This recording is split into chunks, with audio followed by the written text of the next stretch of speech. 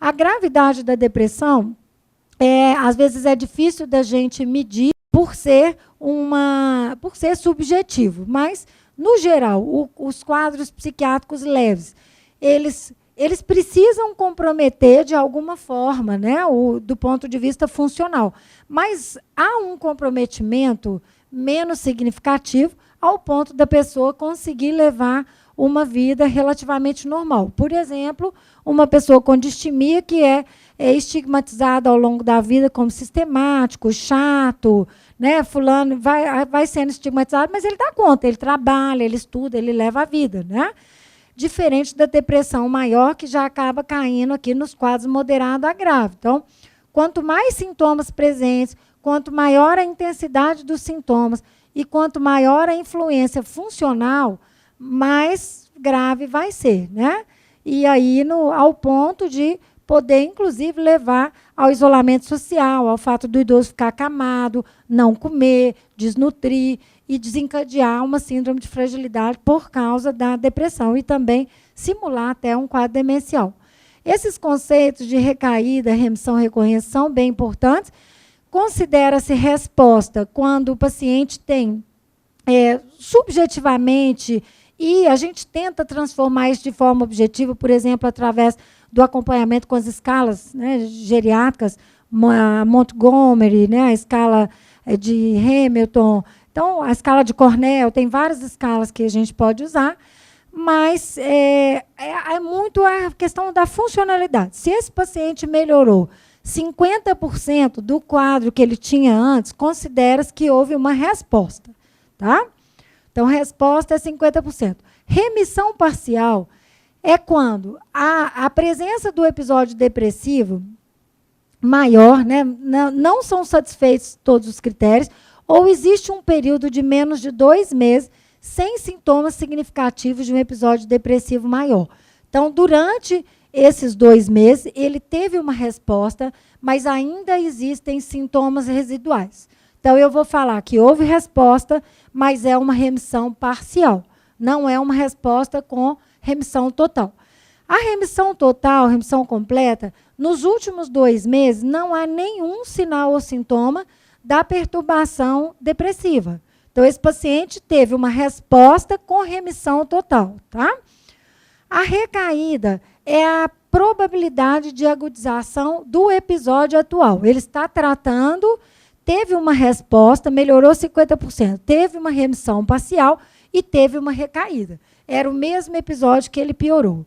E a recorrência, ele ficou meses sem sintomas, ele teve uma resposta, uma remissão completa, ele ficou estável por pelo menos 2 meses. Para considerar a recorrência, no geral, a gente considera aí 6 meses sem um novo episódio. Então, tem esse gráficozinho aqui para poder, né, caracterizar isso melhor. Então, olha, aqui, né, considerada a eutimia, é onde todos nós deveríamos estar do ponto de vista de humor.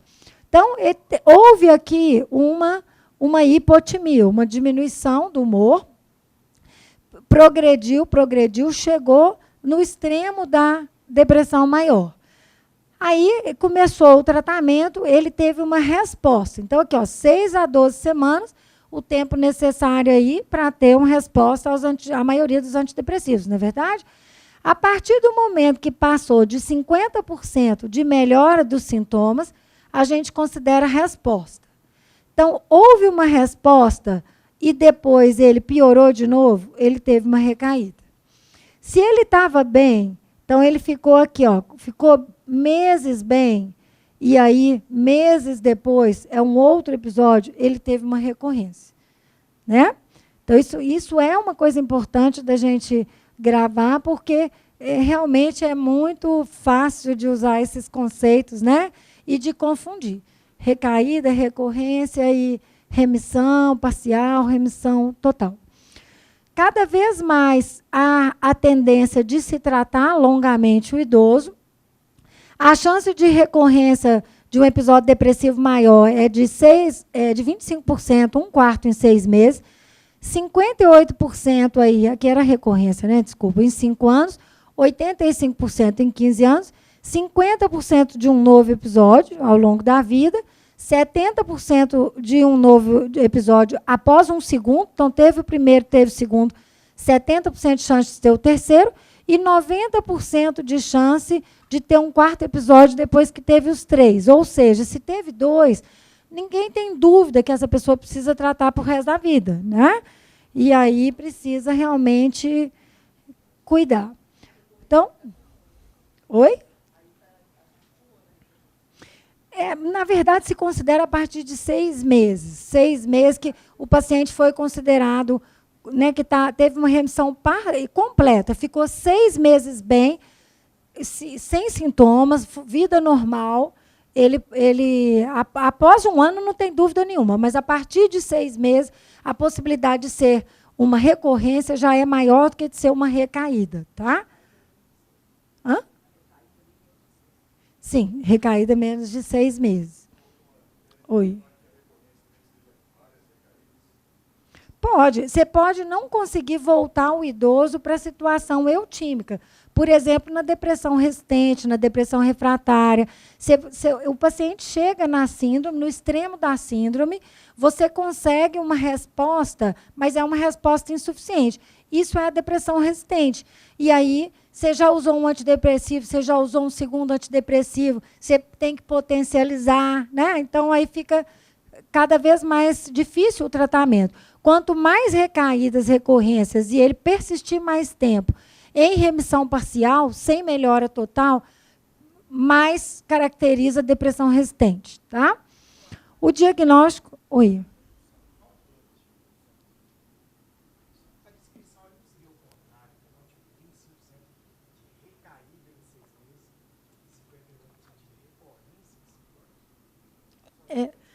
Não, é porque eu corrigi que, na verdade, assim, você tem razão.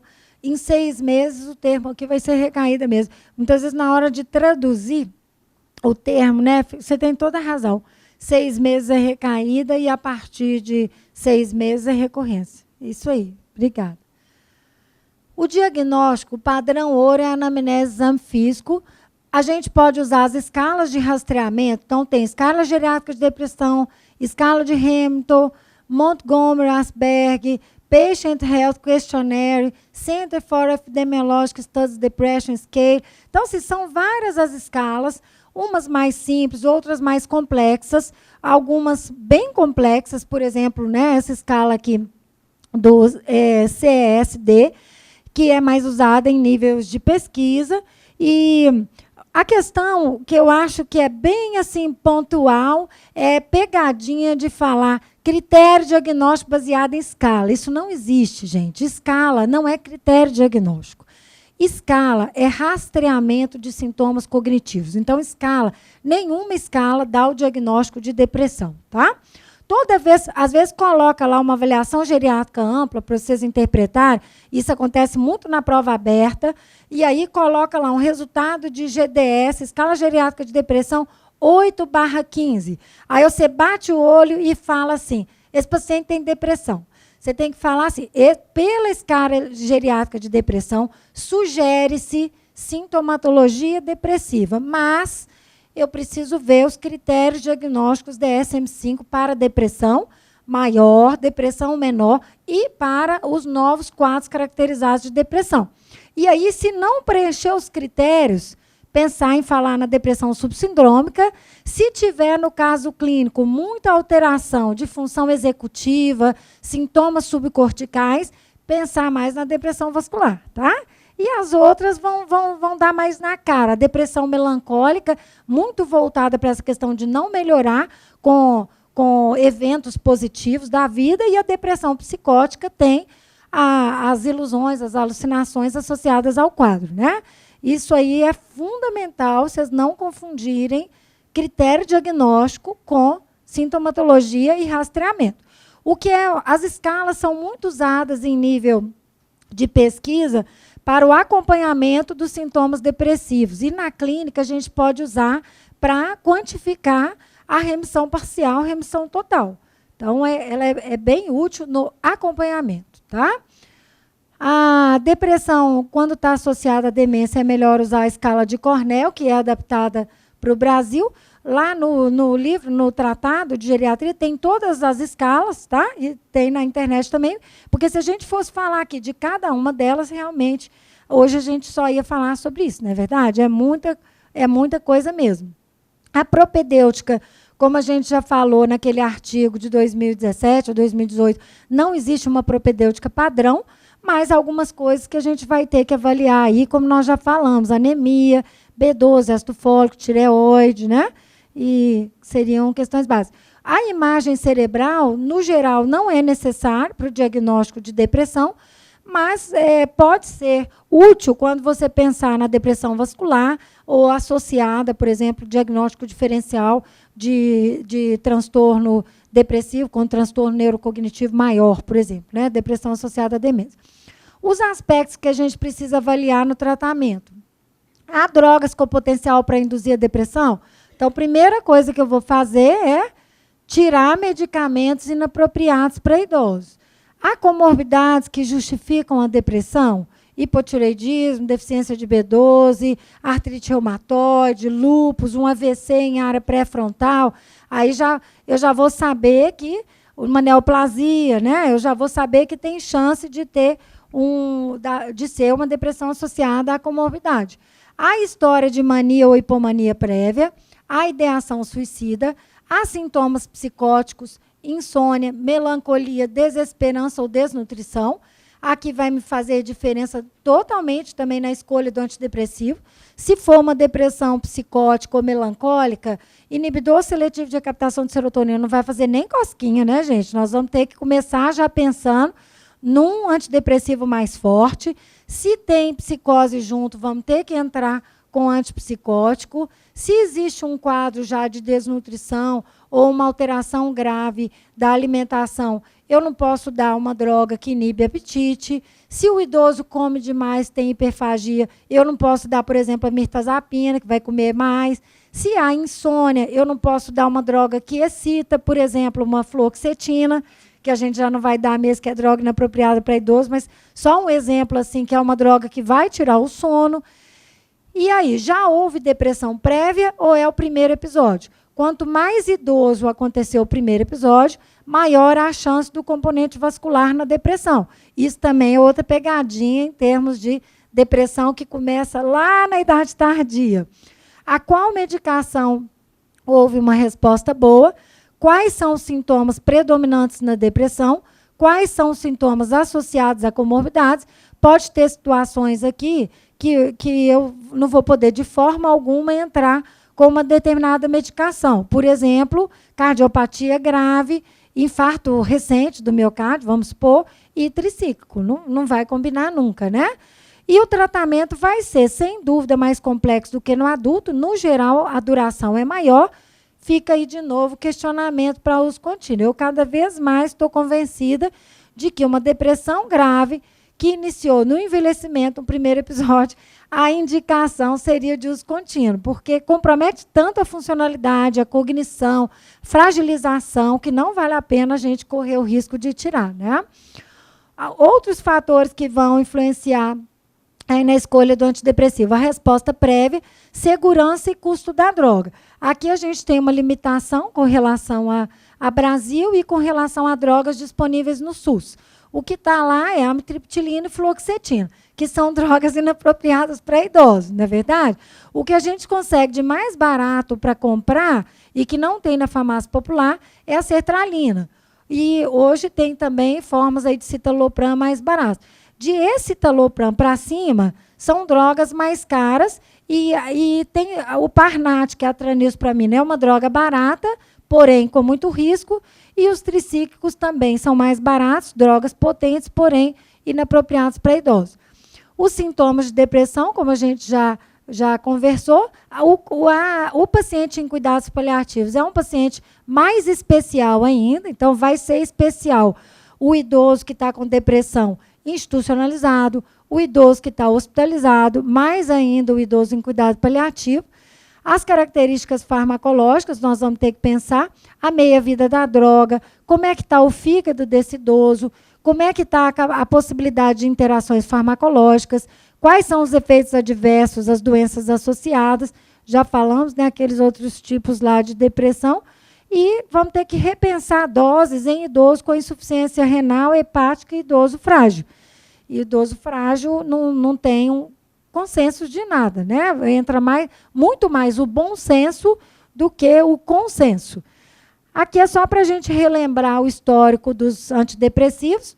Até 1950, o único tratamento que existia para depressão grave, né, era eletroconvulsoterapia. A partir da década de 50 surgiram os Zimal e os tricíclicos, e também aquela ideia de enxergar a depressão, né, Elderly Life Depression, que seria a fase 1 daquele artigo belíssimo, né, seria aqui, até 1980. Nós ficamos aí 30 anos sem ver novas medicações. Em 1987 surgiu a fluoxetina, aí depois teve sertralina, né? Nesse período aí paroxetina, citalopram. Depois teve aqui no meio tempo, né? No meio termo aqui, teve um avanço também que foi muito grande, que foi a venlafaxina. Aí a gente já passou para um outro patamar de tratamento de depressão com as drogas de ação duais, e aí outras drogas surgiram e algumas, né, estão aí no mercado já há muito tempo. Então, vamos relembrar quais são as de primeira geração, Imal, tricíclico e derivados. A segunda geração, heterocíclico, é a maprotilina. Ela já é droga de segunda geração, mas ela é muito semelhante à nortriptilina, então a gente vai colocar junto. Inibidor seletivo de captação de serotonina e serotonina, e noradrenalina, dopamina, que é a bupropiona. De terceira geração, atuação em receptor de serotonina e noradrenalina, inibidor da recaptação de noradrenalina, agonista alfa-2, modulador de serotonina. E tem as drogas atípicas, que não se enquadram em nenhuma dessas classificações, né? Por exemplo, aí a trazodona, por exemplo, ela é uma droga separada, a vortioxetina também. E é mais recente a ketamina, que é uma coisa que está em estudo, que a gente vai falar também, né? Então, de Imal, a droga é a tranilpromina, que é o Parnat. O comprimido tem 10 miligramas. Pode ser necessário usar aí até 60, talvez até 80 miligramas ao dia. Essa dose é dividida em 2 vezes, manhã e à tarde. É uma droga que dá muito efeito adverso, hipotensão ortostática, náusea, vômito, intolerância com alimento, intolerância droga a droga, intolerância com bebida alcoólica. É uma droga de alto risco de crise serotoninérgica e também de crise hipertensiva. Então, tem muito efeito adverso mesmo. Pode ser a solução em pacientes com depressão refratária grave, que não responderam a nenhum outro antidepressivo. Para prescrever a tranilpromina, é fundamental a prescrição junto da dieta, e essa dieta precisa se manter até 2 semanas após a suspensão do remédio. Então, nós temos que controlar aí a quantidade de tiramina na dieta. Então, preferência por alimentos frescos, não ingerir queijos tipo frescal, né? Pode usar o Minas padrão, ricota, mussarela, prato, cottage, creme cheese. Queijos não é o frescal, não, desculpa. São aqueles queijos fortes, tipo os queijos franceses, né? Aqueles de alta concentração, nenhum deles pode. Chopp, acho que eu escrevi errado, né? Cerveja preta, cerveja bock. O vinho só pode numa quantidade de 250 ml. Não pode usar frios e embutidos, salsicha, linguiça, salame, mortadela, presunto. Peixe em conserva ou bacalhau seco, também não pode. Vagem de fava e chucrute. Derivados fermentados da soja, molho de soja, missô, abacate, extrato de leveduras. Há também uma interação grave com várias drogas e com risco aí de crise serotoninérgica e também de crise hipertensiva. Então, a dieta é fundamental, tá? A crise serotoninérgica, ela pode estar associada a uma hiperatividade autonômica, alterações neuromusculares, que pode chegar até mesmo ao ponto de crise convulsiva, alterações do estado mental, que pode chegar ao ponto do coma, e os critérios diagnósticos são 4 sintomas maiores, ou 3 maiores e 2 menores. Então, os sintomas maiores são febre, hiperidrose, tremor, vertigem, hiperreflexia, mioclonia, rigidez muscular, confusão mental, hipomania ou coma. E os menores? Taquicardia, taquipneia, diarreia, hipertensão, ou pode dar hipotensão, incoordenação motora, midríase, acatesia, agitação, insônia. Não há um tratamento específico, o tratamento é suspender a medicação, o tratamento de suporte, dependendo da gravidade, pode necessitar terapia intensiva e acompanhamento de perto. Os tricíclicos, aqui eu coloquei os que tem no Brasil, que a gente não tem a desipramina e outros tricíclicos que tem fora, amitriptilina, imipramina, clomipramina, nortriptilina. A maprotilina é muito semelhante à nortriptilina, então a análise é conjunta, tá?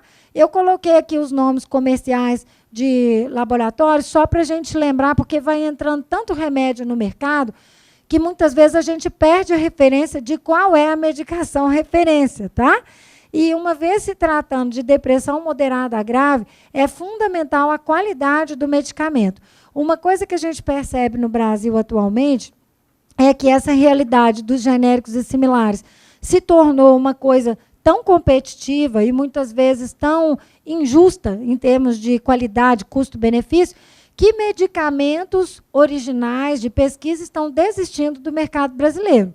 Por exemplo, o aripiprazol, né, o Abilif, saiu do mercado. Vimos agora também o Lorax, o Lorazepam, também está saindo do mercado. Tá? Então, a gente perde por concorrências muitas vezes desleais. Os efeitos adversos dos triciclos e da maprotilina, a gente vê que é um perfil de drogas com muito efeito anticolinéstico, tanto que todos eles são considerados drogas inapropriadas para idosos. Está lá de todo tamanho nos critérios de BIAS. A primeira tabela do critério de BIAS, American Geriatric Society 2019, a primeira tabela, a primeira classe, está lá, drogas anticolinésticas, antidepressivos tricíclicos, né?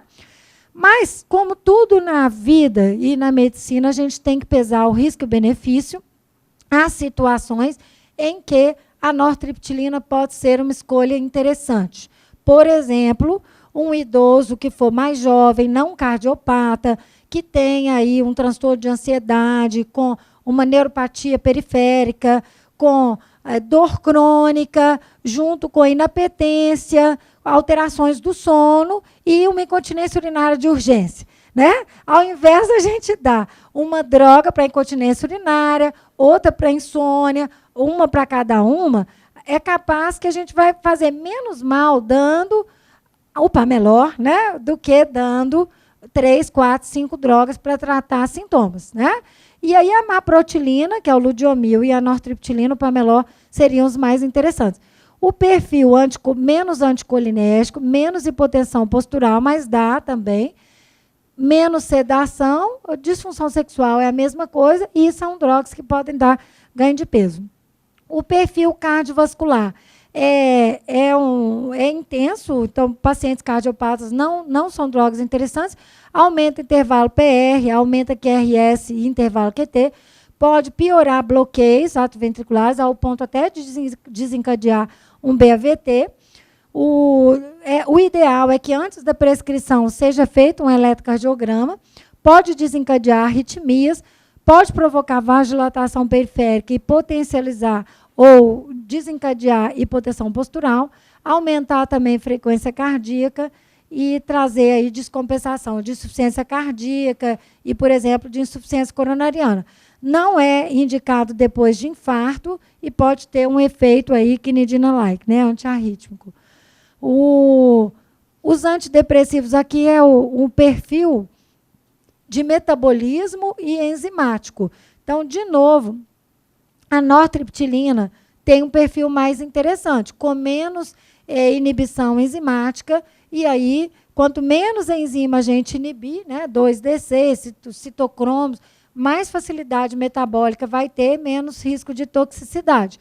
Mesmo assim, há interações importantes, por exemplo, com alfa-adrenérgico, risco de vasodilatação, não é? O beta-adrenérgico também, varfarina, anticoagulante, outros anticolinérgicos, e aí piorar mais ainda, boca seca, constipação intestinal e desconforto mesmo, tontura, né, mal-estar, Crise serotoninérgica em associação com outros inibidores, porque eles atuam também em receptores de serotonina. Não, a interação também pode acontecer com risperidona, álcool e com os antiarrítmicos. A ação dos tricíclicos não é tão bem definida, mas parece que eles têm uma atuação em recaptação de norepinefrina e serotonina, tem uma ação forte e anticolinérgica, antihistamínica, que justifica a questão do sono, o apetite, ganho de peso, né? E os efeitos adversos aí, colinérgicos. Os efeitos colaterais vão estar muito ligados aos neurotransmissores, e então a gente, né, precisa ter cuidado aí com a tolerância. No mercado existe o Pamelor de 10 miligramas, acho prudente começar devagar e subir aos poucos, e não começar com 50 miligramas de uma vez, que a chance de intolerância vai ser muito maior. A intoxicação pode acontecer mais em situações de abuso, tentativa de suicídio, tomar uma quantidade, né, de uma superdose. Aí pode acontecer arritmia, alterações de condução, ao ponto até de necessitar a passagem de marca-passo provisório e terapia intensiva. Pode acontecer também depressão respiratória, crise convulsiva e complicações cardiológicas graves. Outro cuidado que a gente tem que ter é, se o paciente não tem mais indicação para o tricíclico e vai ser necessária suspensão, pode acontecer a crise colinérgica na suspensão abrupta. Então, o ideal é que a gente faça retirada progressiva. Então, se está com 100 miligramas, 75, 50, né? Aí 25 mais 10, 35, depois 25, 10, e vai tirando aos poucos. A não ser que seja uma situação grave, vamos supor, um infarto agudo do miocárdio, uma arritmia grave, que aí não tem jeito, aí nós vamos ter que tirar realmente agudamente, né? E tratar a crise colinérgica. As outras indicações para os triciclos, síndromes dolorosas, por exemplo, a fibromialgia, a ansiedade, transtorno obsessivo-compulsivo, a incontinência urinária de urgência, é uma droga que vai ter atuação na bexiga também, e por isso mesmo não pode ser usada em paciente que tem aumento de próstata, né? Que aí um dos efeitos adversos e riscos seria a retenção urinária aguda, pacientes com síndrome do pânico e também com síndrome do intestino irritável. Várias dessas indicações, a gente acaba usando os efeitos colaterais para tratar outras condições clínicas, né? A maprotilina e os triciclos mostraram, em alguns estudos, uma eficácia maior na manutenção eutímica, né, ou numa manutenção melhor pós-ECT do que outras drogas, por exemplo, os inibidores seletivos de recaptação de serotonina. As drogas de segunda geração. Então, eu já falei que é a maprotilina, primeiro, né? Aqui foi um grande avanço no tratamento antidepressivo. Então, tem a fluoxetina, paroxetina, sertralina, fluvoxamina, citalopram e escitalopram.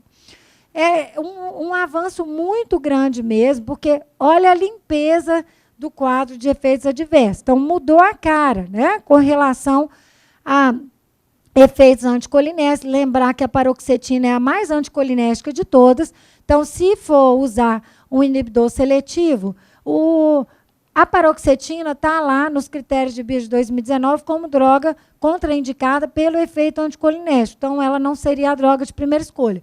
A fluvoxamina também não é uma droga interessante, tem uma metabolização muito difícil e é um custo-benefício que realmente não vale a pena.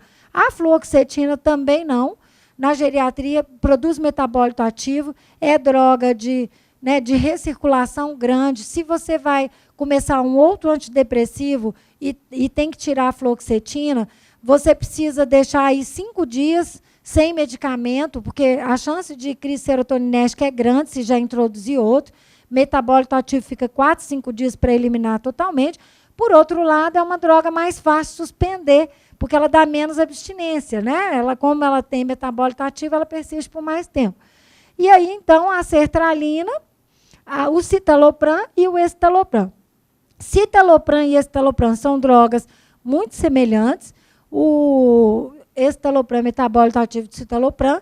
O que muda é a questão do preço, né? E falam na tolerabilidade, mas a gente não vê isso na prática clínica. Então, enquanto o citalopram custa aí na faixa de R$ 40, o escitalopram custa na faixa de 80. Então, se for olhar assim, cientificamente, não tem justificativa para ser o escitalopram. Uma vantagem na clínica que eu vejo do escitalopram é que ele existe em gotas. E aí tem determinados pacientes, por exemplo, o idoso frágil, que a gente precisa tatear a dose muito lentamente, né, e dose muito baixa. Você não vai conseguir partir um comprimido de escitalopram que tem 20 miligramas para dar lá uma dose de 1, 2 miligramas, igual a gente consegue fazer com gotas. Então, a diferença que eu vejo é essa, tá? Mas de custo-benefício, não se vê vantagem, né? E precisamos lembrar aqui que é uma classe que pode provocar parkinsonismo. Então, pode trazer tremores, acatisia, que é uma inquietação motora, né? Andar, levantar, sentar, paciente inquieto, pode diminuir apetite, inclusive trazer anorexia. Se é um paciente que já tem hiporexia, a gente tem que ter cuidado. E pode trazer hiponatremia. Tão grande assim a chance de hiponatremia que é indicado pedir um sódio antes de começar o tratamento, pedir novo sódio durante, né, os primeiros dias do uso da droga e a cada aumento de dose, principalmente se esse idoso está usando um inibidor seletivo de recaptação junto com uma droga exfoliante de sódio, por exemplo, aí, um hidroclorotiazida, né? Então, um diurético. O risco cardiovascular é muito menor, são drogas seguras do ponto de vista cardiovascular, e a sertralina é a mais estudada do grupo, e o citalopram é o mais estudado em alterações de demência, alterações comportamentais. O perfil também de inibição de processo enzimático e metabolismo, o citalopram e o escitalopram são idênticos, né? E a sertralina, cadê a sertralina? Aqui. A sertralina tem um perfil pior em termos de inibição enzimática. Então, se a gente for olhar enquanto metabolização e uma droga mais limpa de interações farmacológicas, o citalopram e o escitalopram acabam sendo drogas mais interessantes. Lembrar também da interação da fluoxetina e da paroxetina com beta-bloqueadores, um risco de bradicardia, digitálico, potencializar aí risco de intoxicação digitálica e também antagonistas de canais de cálcio. E eles podem também diminuir a agregação plaquetária e aumentar o risco de sangramento em pacientes que já tomam antiagregante plaquetário ou anticoagulante. Então, é um sinal de alerta, aí, principalmente para idosos com alto risco de sangramento, idosos com queda, né? Os efeitos adversos mais comuns são os gastrointestinais, náusea, vômito, diarreia, costumam melhorar com o passar do tempo. Os sintomas extrapiramidais são mais raros e muito raro acontecer crise de angina, vasoespasmo coronariano, é uma complicação realmente rara.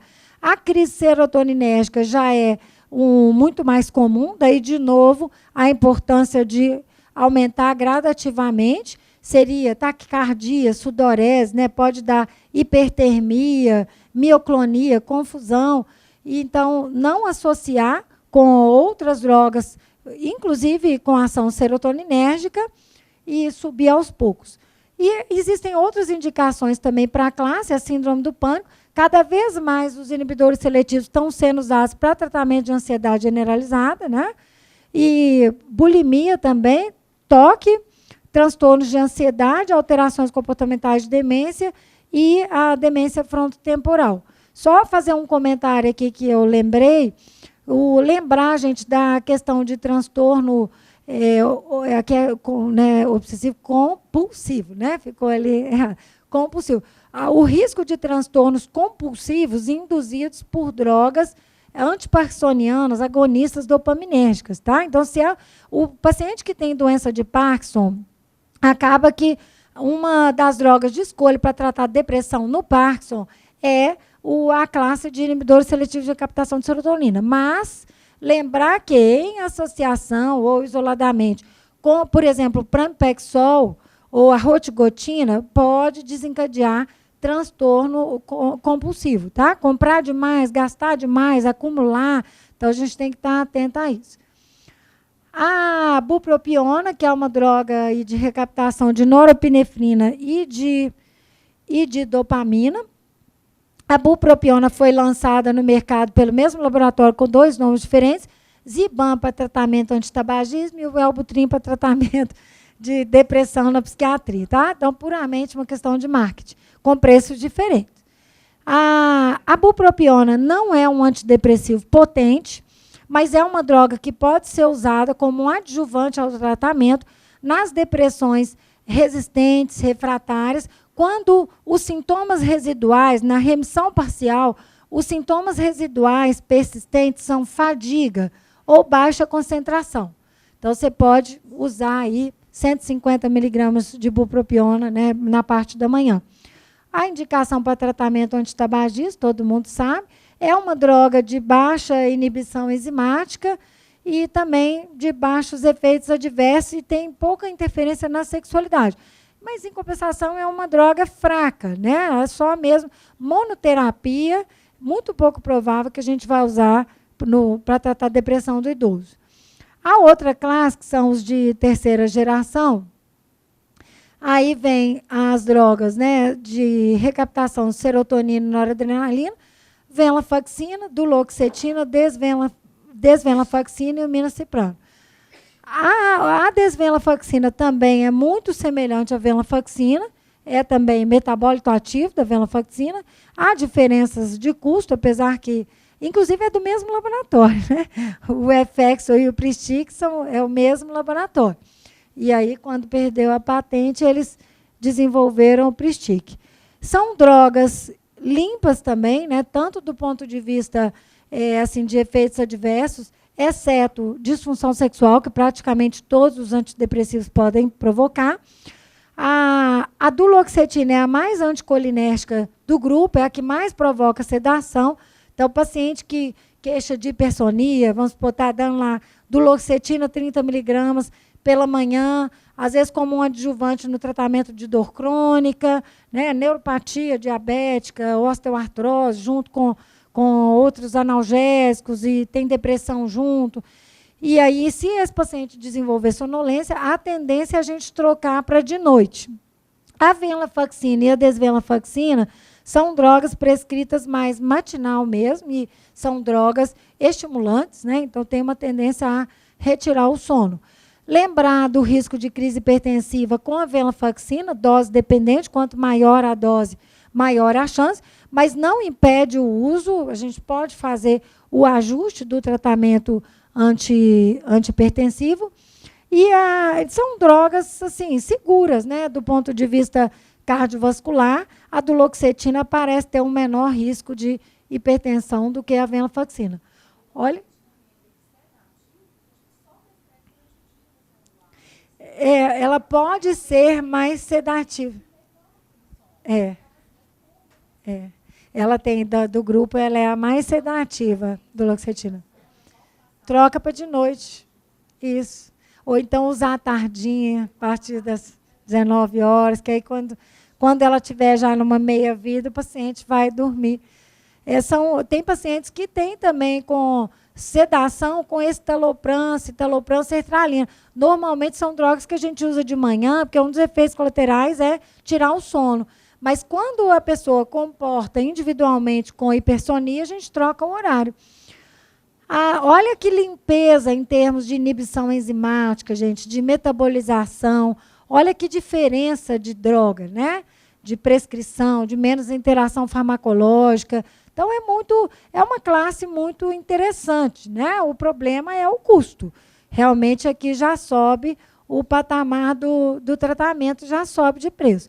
A reboxetina é um inibidor seletivo da recaptação de noradrenalina, aumenta o risco de convulsão. Eu coloquei aqui só mesmo, né, como uma forma da gente lembrar que existe, mas que não é uma droga indicada em idosos. A mirtazapina, a droga de pesquisa é o Remeron, ela tem uma ação lá no receptor noradrenérgico, alfa-2 e serotoninérgico. Essa ação noradrenérgica é dose dependente, é por isso que, em doses mais baixas, a mirtazapina faz um efeito maior no sono do que com 45 miligramas. Então, para você melhorar a insônia, você vai usar 7,5, 15, 22,5, né? até 30 miligramas. Acima de 30 miligramas, se aumenta esse efeito noradrenérgico e aí perde esse efeito na insônia. É indicada em insônia, ansiedade, agitação, anorexia e perda de peso. É uma droga que estimula o apetite. Aí, para o paciente obeso, com síndrome metabólica, talvez, né, já não vai ser uma droga tão interessante. Pode dar um ganho de peso significativo, pode dar também sonolência, um edema periférico, que pode ser um fator de confusão com relação à insuficiência cardíaca, insuficiência coronariana. Então, não necessariamente é descompensação da doença, a gente tem que pensar em efeito colateral também. É uma droga segura do ponto de vista aí cardiovascular e também de inibição de citocromo. Há uma precaução que é a chance de mielodepressão. Então, seria indicado, de vez em quando, dar uma olhada aí no hemograma, né, desses pacientes, tá? A trazodona é uma droga que tem uma ação atípica, diferente dessas ações que a gente já falou. Então, ela age como antagonista do receptor de serotonina, porém, a trazodona ela é um antidepressivo fraco e também é uma droga ansiolítica. É uma droga que pode ser usada como uma alternativa para não usar benzodiazepínico ou hipnótico, mas precisamos ter precaução no idoso frágil, no idoso que tem risco de hipotensão postural. O principal efeito colateral dela é a hipotensão postural. Então, se o idoso já tem, nós não vamos arriscar de passar, né? A dose sedativa também são doses menores, 25 a 50 até 100 miligramas, e a dose antidepressiva são doses mais altas, acima de 150 miligramas. Então, 150, 300 miligramas, o que provavelmente o idoso não vai tolerar. Então, monoterapia para tratamento da depressão vai ser difícil a gente usar a trazodona, que é uma droga de um efeito antidepressivo realmente leve, mas ela pode ser um adjuvante no tratamento da depressão, na remissão parcial, quando os sintomas residuais forem insônia, ansiedade. Então, é o contrário da bupropiona, né? Aqui eu vou dar para aquele idoso que não dorme, está agitado, ansioso, adjuvante ao tratamento. E a bupropiona, o paciente com queixa de fadiga, e ela tem que ser prescrita de manhã, e a trazodona tem que ser prescrita à noite pelo efeito sedativo. A agomelatina, o nome comercial é Valdoxan, também tem um mecanismo de ação completamente diferente, atua em receptores de melatonina e também um efeito fraco aí de antagonista de receptor serotoninérgico. A base da ação da agomelatina é receptor melatoninérgico. A posologia, 25 a 50 miligramas à noite, é uma dose cara, é uma droga cara. É uma droga que tem uma tolerância boa, um baixo potencial de cardiotoxicidade, porém tem risco de hepatotoxicidade, e aí fica complicado em idoso com polifarmácia, idoso tomando, por exemplo, anticolinesterásico, estatina, antifúngicos, né, uma droga que pode piorar hepatotoxicidade, e tem indicação oficial de acompanhamento, tá, de hepatotoxicidade, e é menos estudada em idosos do que as outras classes, e também parece, até então a gente achava que ela era menos efetiva, mas aquele estudo de 2018 surpreendeu, colocando, né, que a agomelatina está entre os antidepressivos de maior eficácia. E aí não é o que se vê na prática clínica, né? Então, há uma diferença aí, realmente de estudo com a prática. Eu vou sugerir da gente só, né, terminar, adiantar aqui um pouquinho mais, porque ainda faltam algumas coisas. Então, vou esticar mais um pouquinho, tá? A agomelatina para depressão, aí, né, essa questão de se teria novos horizontes, tá, esse artigo de 2019. Então, uma ação dual, como já conversamos, melatoninérgica e recaptação de serotonina. Há evidência de eficácia em depressão na doença de Parkinson, depressão associada à cardiopatia, uma droga segura, diabetes, depressão também do transtorno bipolar ou de transtornos afetivos sazonais, principalmente em lugares em que o inverno se prolonga por mais tempo, não é a situação, né, nossa no Brasil, parece ter uma resposta favorável. A recomendação Ela não foi aprovada nos Estados Unidos, então já é um ponto aí negativo, né, com relação, talvez, né, associado a baixa eficácia a longo prazo, chances aí de menos manutenção da questão de recaídas e também essa questão de hepatotoxicidade, que é um sinal de alerta para a droga, tá? A vortioxetina, que é o Brinterex, é a droga mais nova que surgiu para tratar a depressão. É uma droga também atípica, com um mecanismo de atuação completamente diferente das drogas até terceira geração. Ela atua em vários receptores serotoninérgicos, vários tipos, né? E também é uma droga que dizem que é moduladora da neurotransmissão de vários sistemas, incluindo aí serotonina, mas também norepinefrina, dopamina, histamina, acetilcolina, GABA e glutamato, tá? O mecanismo de ação não é plenamente esclarecido, como boa parte dos psicotrópicos não é. Tem um efeito, né, uma proposta de um efeito antidepressivo. Quando ela foi lançada, gente, no Brasil, existia a proposta de efeito ansiolítico, mas ela não é uma droga ansiolítica, tá? Então, isso aqui, ó, esquece. A ansiedade é uma coisa que o laboratório, inclusive, vem corrigindo essa informação, porque ela não é uma droga ansiolítica. Veio também com o discurso da possibilidade de uma melhoria na função cognitiva, na melhora na aprendizagem, na memória, que é o tempo que vai mostrar, né? Os idosos não foram estudados, os idosos foram excluídos dos trials. E aí, como é que a gente vai falar como é que é o uso dessa droga em idosos frágeis, muito idosos, com polifarmácia? Fica meio complicado, né? A recomendação seria começar com 5 miligramas, depois aumentar para 10. Não é indicada a associação com bupropiona, quinidina, fluoxetina ou paroxetina, e também com rifampicina, carbamazepina e fenitoína, tá? É uma droga que a gente ainda precisa esperar mais tempo aí para ver como é que vai ficar o idoso. Uma coisa é o idoso jovem, sem multimorbidades. Outra coisa é o idoso muito velho, com multimorbidades e polifarmácia. A monoterapia ainda é a maior indicação na geriatria, apesar da necessidade de, muitas vezes, né, na refratariedade, na resistência, a gente tem que pensar em associações, mas essa recomendação, desde 2007, ela continua persistindo. A duração do tratamento também, né, desde 2005, está aí alta prevalência de recaída e recorrência. Então, fica essa dúvida, que não é uma coisa totalmente esclarecida, mas uma tendência a de se tratar por mais tempo. Esses conceitos de depressão resistente versus refratária. Depressão resistente, resposta inadequada ou ausência de resposta a um ou mais antidepressivos. E a depressão refratária é a não resposta após já ter feito o tratamento com pelo menos 2, de classes diferentes, usados em dose eficaz e por tempo adequado.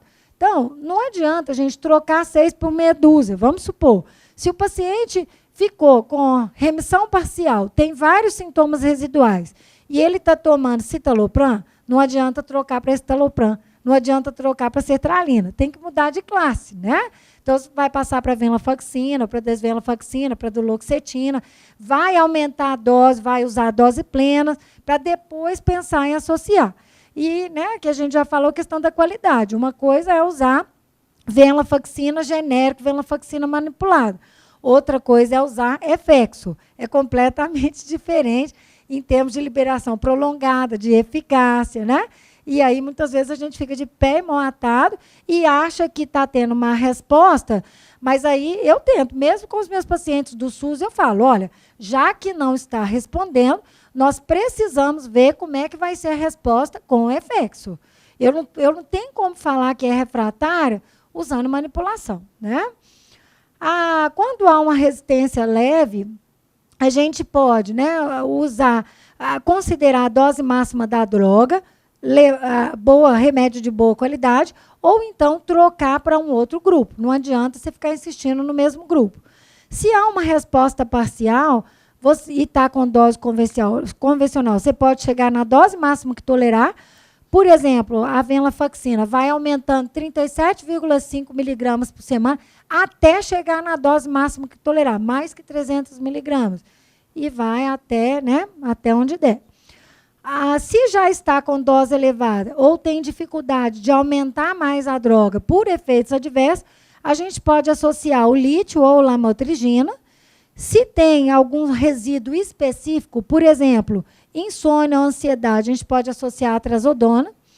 Se resíduo de fadiga ou sonolência, aquele paciente que fala que não está bem, está cansado, cansaço crônico, pode associar a bupropiona, metilfenidato ou modafinila, são drogas estimulantes, né?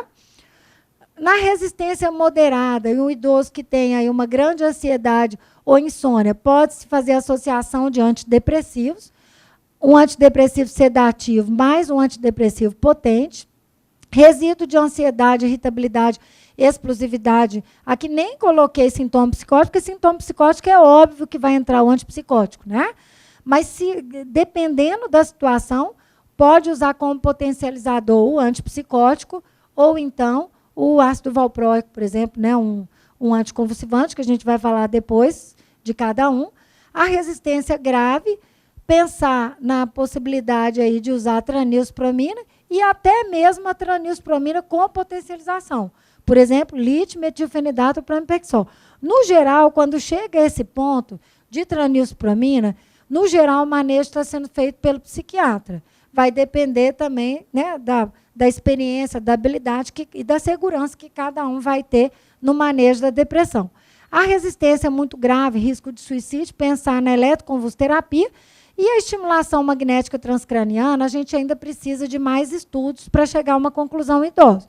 Eu acho que vale a pena a gente falar um pouquinho também sobre a ketamina, que está sendo agora, né, um boom aí de estudos de ketamina. Eu trouxe aqui para vocês alguns para a gente discutir. Então, esse aqui, que foi publicado em 2018, fala da eficácia e da segurança da injeção de ketamina, 0,5 miligrama por quilo, no tratamento da depressão maior e injeção endovenosa. Então, parece promissor, principalmente em depressão grave, depressão refratária, ideação suicida e uma possibilidade de tratamento de pacientes realmente muito graves, internados ou ambulatoriais. Aí eu trouxe estudo aqui dos dois. Então, esse aqui, a ketamina parece ter propriedades antidepressivas de ação rápida, a dose ideal e a via de administração ainda não são definidas. O objetivo foi avaliar a segurança e testar o efeito antidepressivo e antissuicídio na depressão resistente ao tratamento. Foi usado lá 0 miligrama por quilo e aplicada a injeção única lá diária, e foi feita uma infusão rápida. A limitação, a amostra pequena, um estudo aberto, não era controlado, não randomizado, foi feito segmento por 4 semanas e o acompanhamento pelas escalas de depressão e de suicídio, usaram a de Montgomery e a escala de suicídio. E os resultados, houve uma elevação da pressão e também alteração de consciência em todos os pacientes, alterações psicométricas em 4 pacientes, todos os efeitos adversos foram rápidos e bem resolvidos, não precisaram intervenção. Houve uma melhora da gravidade da depressão em todos os pacientes a partir do 15º dia. 8 pacientes tornaram-se respondedores a partir do 1º dia e a redução da ideação suicida foi vista a partir do 7º dia. Então, parece que é uma droga que tem uma tolerância parenteral boa, precisa de mais estudo, com certeza, né? Mas sugeriu aí que pode ter um benefício, principalmente em termos de urgência psiquiátrica, tá? Esse outro aqui, também é de 2019, de agora, janeiro, as doses aí de ketamina para tratamento de depressão grave, né, depressão resistente, com ideação suicida. Esse aqui já foi um estudo randomizado, placebo controlado e duplo cego. Só que também ainda um estudo muito pequeno. Então, foram 23 pacientes, tudo lá direitinho, né, controlado foi usado placebo, como infusão salina, como placebo. A infusão foi feita de uma forma mais lenta, ao longo de 45 minutos. A depressão e ideação suicida foram avaliados também por escala, 240 minutos após a infusão, e o acompanhamento em 3 meses. Durante a fase de infusão, não houve diferença aí de gravidade de depressão e ideação suicida. No final da fase de infusão, 2 pacientes do grupo ketamina tiveram critérios já de melhora dos sintomas depressivos. Então, há uma proposta aí de melhora realmente rápida, que é uma lacuna. Os antidepressivos demoram semanas para se fazer efeito, né? No acompanhamento de 3 meses, 2 em cada grupo tinham critérios para remissão, ou seja, não foi conclusivo nesse sentido. As limitações, a amostra pequena, dificuldade para controlar outras medicações usadas pelos pacientes do estudo, porque eram pacientes ambulatoriais, e também em outras restrições, mas isso aí pode ter influenciado nos baixos índices de suicídio comparados a pacientes internados, que seriam pacientes mais graves. Tá? A conclusão também, a possibilidade aí, né, de mais estudos ainda é insuficiente. E esse outro estudo foi feito com pacientes, esse aqui foi também para depressão e ideação suicida, pacientes internados em unidades psiquiátricas lá no Canadá. Foram feitas 6 infusões de ketamina, usou escala também, no dia da infusão, o 14º e 42º, todos os pacientes tiveram benefício. Um paciente teve efeito adverso e precisou tirar a ketamina, e um paciente precisou evoluir para ECT. Tá? Há uma hipótese de uma ação neuromoduladora da ketamina na possibilidade aí dessa melhora rápida, mas ainda não é bem esclarecido o mecanismo de ação. E provavelmente uma atuação em citocinas. De novo, aí, processo inflamatório, né? Parece ter um efeito importante. Então, a gente ainda está distante da aplicabilidade prática, mas está sendo muito falada a questão da ketamina como uma nova droga possível para tratar a depressão e provavelmente com ação mais rápida.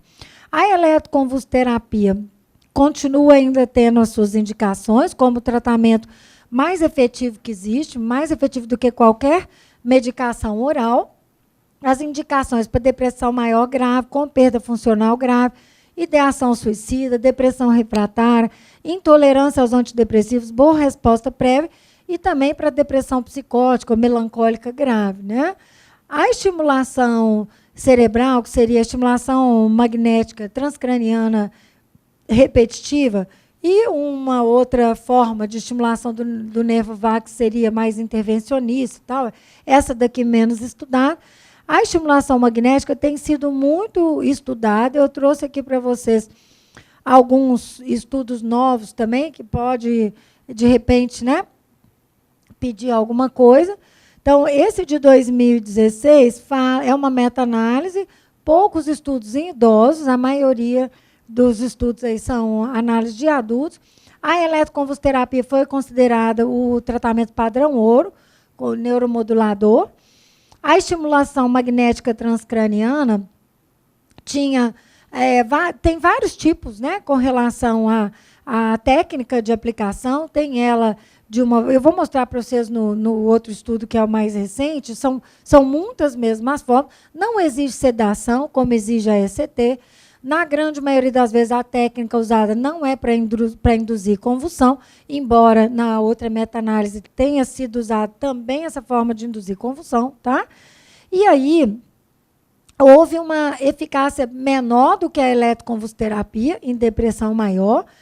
Há uma limitação com relação ao estímulo cortical, porque é uma estimulação que se faz, né, através do couro cabeludo, e a gente tem uma limitação no idoso, que com certeza outros estudos, tem estudo na USP, tem estudo na UFMG, daqui a um tempo a gente vai ter respostas melhores, por causa da atrofia cerebral. Qual seria a profundidade necessária de penetração dessa estimulação transcraniana ao ponto de atingir o cérebro atrófico do idoso e produzir a estimulação cortical e, pior ainda, subcortical. Tá? Então, é uma coisa que a gente ainda não sabe.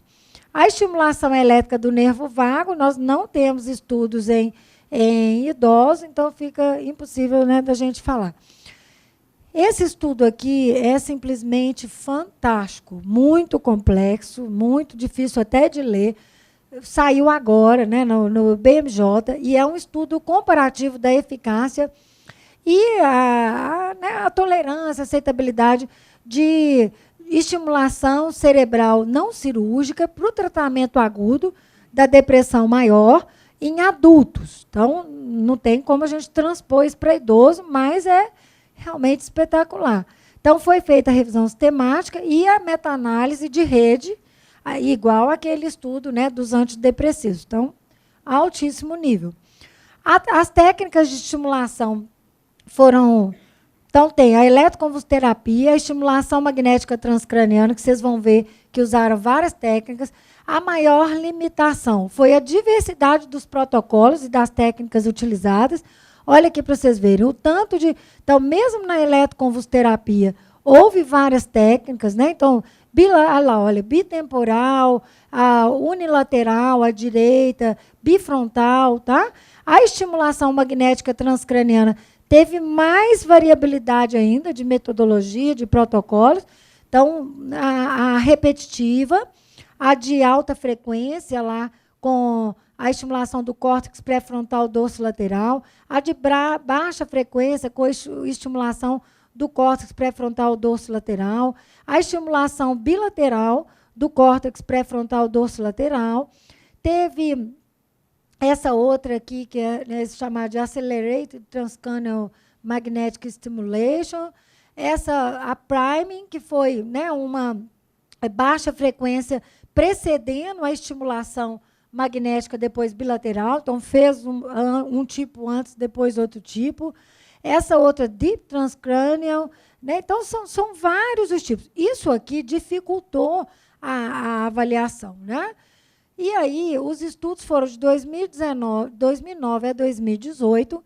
Então, houve um risco de viés desconhecido, tá? E uma precaução aí com relação à análise, e foi feita essa análise de rede, que é o que tem de mais complexo hoje em termos de análise estatística. Não tem nada que é mais complexo que isso. A revisão foi de 113 trials, com uma média de idade de adulto. Então, né, na geriatria, a gente não sabe. E foi usado o tratamento tanto para depressão maior quanto para transtorno bipolar.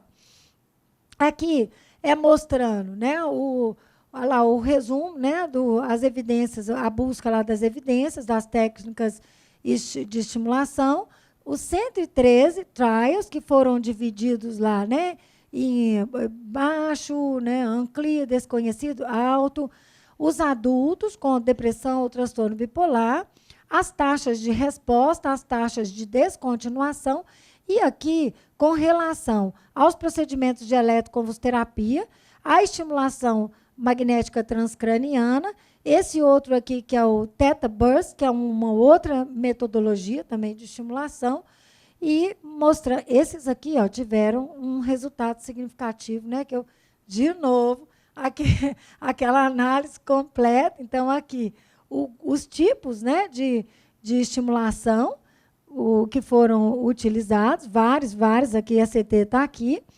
Os desfechos que estão em negrito são os que tiveram um resultado estatisticamente significativo, que foram vários. Aqui a análise de rede, que é bem complexa também, né, com relação à ligação entre os diversos tipos utilizados, e uma variabilidade alta. Aqui também, né, uma colocação mais fácil da gente analisar com relação ao tratamento favorável, né, e lá ao menos favorável, e os resultados. Então, 10 dos 18 estudos principais mostraram melhores resultados do tratamento versus a falsa estimulação, que seria o placebo, né? O equivalente ao placebo. Foi um procedimento fictício e camuflado, tá? Os melhores resultados, de novo, a eletroconvulsoterapia disparado, com um odds de 8,9, melhora de 8,9 vezes mais do que, né, o tratamento simulado, tá? E a ECT unilateral, com autoestimulação à direita, com odds também lá de 7,2 vezes mais, né, de resultado, tá? E os resultados foram bastante variáveis de acordo com o protocolo de estimulação magnética. Então, para o priming transcranial magnético, que foi uma alta frequência inicial, teve um odds alto, 6,02. Para essa outra, né, que foi induzindo uma convulsão, 5,5, também foi alto. A estimulação bilateral, 4,92. A outra técnica lá, Theta Burst Stimulation, que era onda Theta, 4,44. A de baixa frequência com estimulação à direita, 3,65. A intermitente, Theta Burst Stimulation, 3,2. Alta frequência à esquerda, 3,17. E essa aqui, que eu não me lembro, 2,65. Então, há uma tendência a uma resposta favorável, sim. Porém, a gente ainda precisa